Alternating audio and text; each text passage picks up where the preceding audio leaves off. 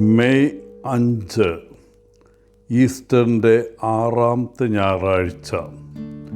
യോഹന്നാൻ 15-ാം അധ്യായം 9 മുതൽ 17 വരെ വാക്യങ്ങൾ.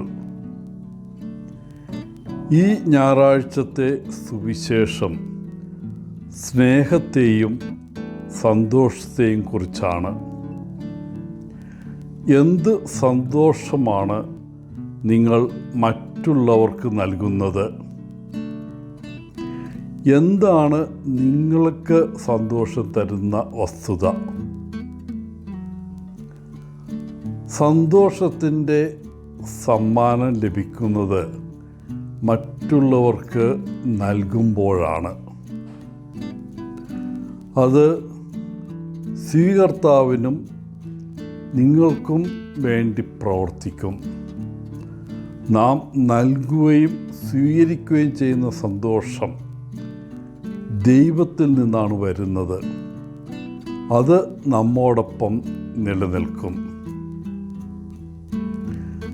കഴിഞ്ഞ ഞായറാഴ്ചത്തെ സുവിശേഷത്തിൽ യോഹന്നാൻ മുന്തിരിവള്ളിയുടെ ശാഖകൾ സ്നേഹത്തിലൂടെ ബന്ധിപ്പിച്ചിരിക്കുന്നതിനെക്കുറിച്ച് സംസാരിച്ചു.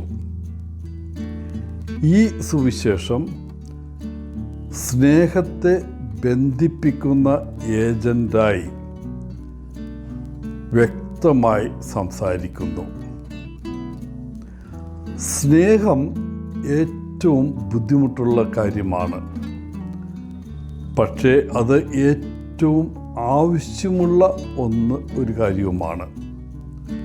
മനുഷ്യൻ്റെ കുറവുകൾക്കുള്ള മറുമരുന്നാണ് സ്നേഹം. മറ്റൊരാളുടെ ക്ഷേമത്തിനും സന്തോഷത്തിനും സ്ഥിരമായി നിങ്ങളുടേതിന് മുൻപിൽ വയ്ക്കാനുള്ള പ്രതിബദ്ധതയാണ് സ്നേഹം. ജീവിത പങ്കാളിക്ക് മറ്റൊരാളോട് തോന്നുന്ന സ്നേഹമാണ് ആ പങ്കാളിയുടെ ആവശ്യങ്ങളോ ആഗ്രഹങ്ങളോ തങ്ങളുടെ ആവശ്യത്തിന് മുമ്പിൽ വയ്ക്കുമ്പോൾ അവിടെ സ്നേഹം അനുഭവപ്പെടുന്നു.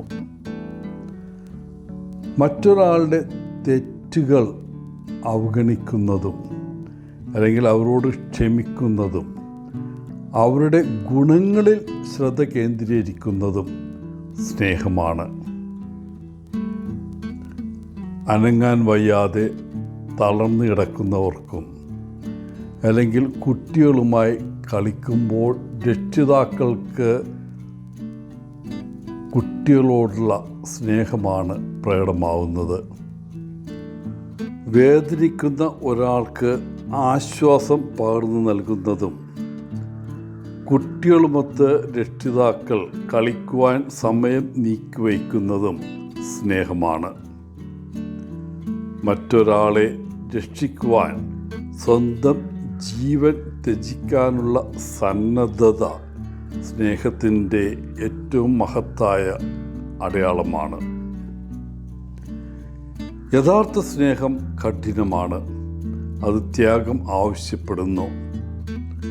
ഇതിന് പുണ്യം ആവശ്യമാണ്. പ്രണയബന്ധത്തിൽ ഉൾപ്പെട്ടിരിക്കുന്ന എല്ലാവരിലും തങ്ങളുടെ ഏറ്റവും മികച്ചത് പുറത്തെടുക്കുവാനുള്ള അവസരമാണ്.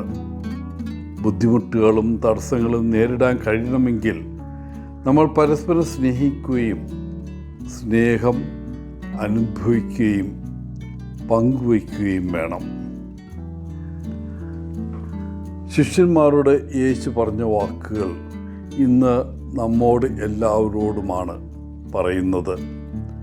നിങ്ങൾ എന്നെ തിരഞ്ഞെടുത്തതല്ല, ഞാൻ നിങ്ങളെ തിരഞ്ഞെടുത്തതാണ്.